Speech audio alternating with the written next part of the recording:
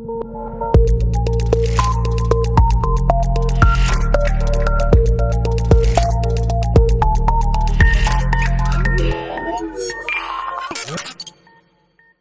and welcome to another Spectrum Geeks video. My name is Dale and this is part 3 of my dream garage build here in the UK. And today we're going to, not fully complete, we're going to make a start on the garage flooring. So feel free to skip around in this video if you're not interested in certain parts, just so you get a little bit of background to talk to you about what I've chosen, and then we'll have a time lapse of me hopefully installing most of this. As you can see, there's still lots of items around me here in the garage, and that is because typical UK weather, it looks like it's about to rain, so I don't want to move everything out and get it wet, so I'm not going to move things around. So I decided that I wanted to have vented tiles for this garage floor. You've probably seen them before in other videos. There are some advantages to these. Obviously, things can dry out easier, water can kind of drop down into there onto the concrete and dry out over time. If you've seen my previous videos, my old house, I used like a little round coin type design on some previous ones. I wanted vented this time. I did look at a few manufacturers of these. A very popular one on Instagram is Garage Style. I did actually look at buying the tiles from my garage door and the lighting, the hex lighting, but to be honest, they were really difficult to deal with. It took forever to respond to emails. I really only wanted to supply and install these and fit them themselves, as opposed to allowing me to do it, and the cost wasn't that great, to be honest. I then looked online at this company called Garage Goals. Well, actually, I didn't buy these tiles from, I bought them from Moto Tiles. They had 5% off the tiles at the time, but actually it turns out they supplied them from Garage Goals. So I'm going to do mainly black, and then with a square of these kind of lime green colour. I think I really like. They look actually much better in person than they come out on camera. They look a little bit similar to the green of Ryobi Tools, which is another thing I'm a big fan of. But I've got around 284 tiles altogether, around 13 ramps that I'm going to install in the entranceway to the garage.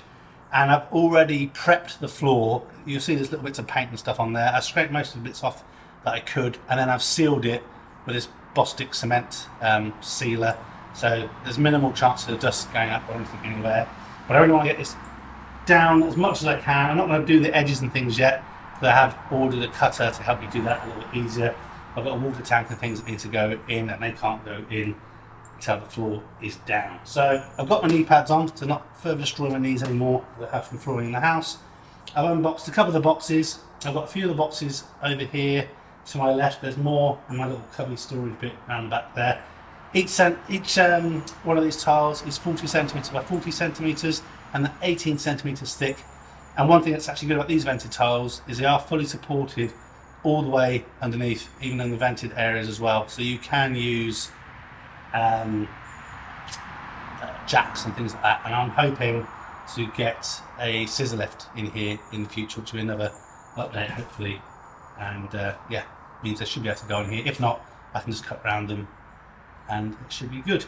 Many people ask, are you going to lose loads of screws and bits and bobs through there? The answer is no. In general, these tiles, unless you've got really small screws and things, are not going to fall through there. And if they do, you can just use a bath or something to kind of suck them out and keep them debris free. So let's crack on with it.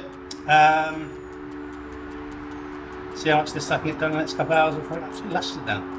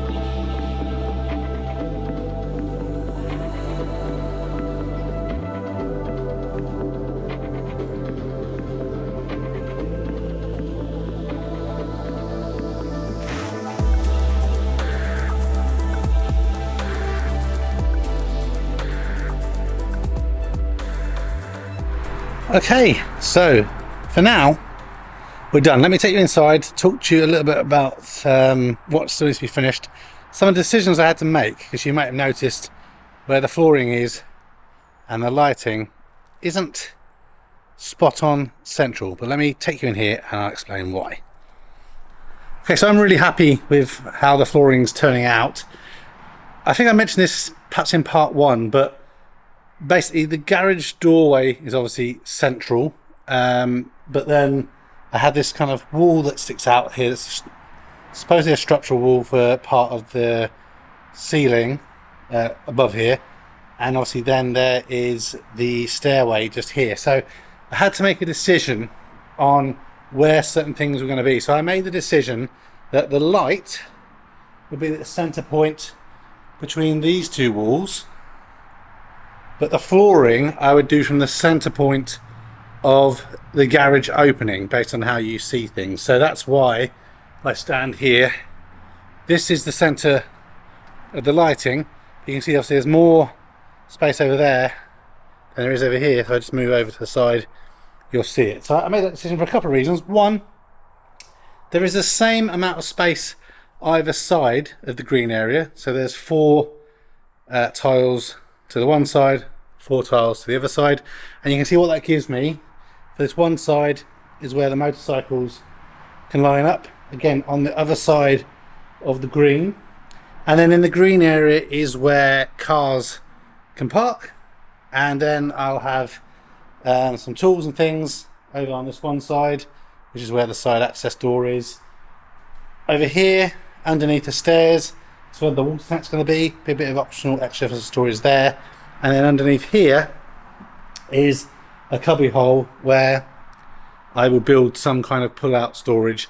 But across this back wall, and that one plug there marks the middle, I'm going to have some storage cabinets and things that go across there. So that'll be in the next video of the garage build. But what I need to do now, I need to wait for this tool to arrive, and you can see basically where there's not full tiles, I need to cut tiles into here, and then again across the back I have to cut tiles across there. But I'm really happy with how it's turned out.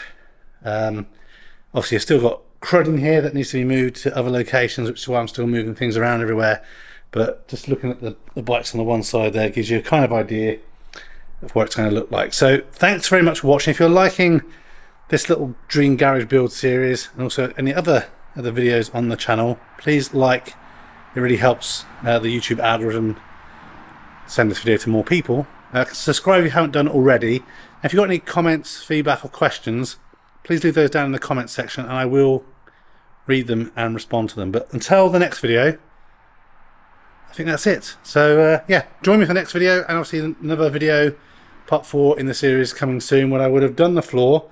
Oh, and also, I don't know if you noticed, I need a clean, but I'm going to put skirting boards all around the edges as well, which will neaten things up as well. So a little bit closer in the dream garage build. So thanks for joining me, and until the next one, take care of yourself. Goodbye for now.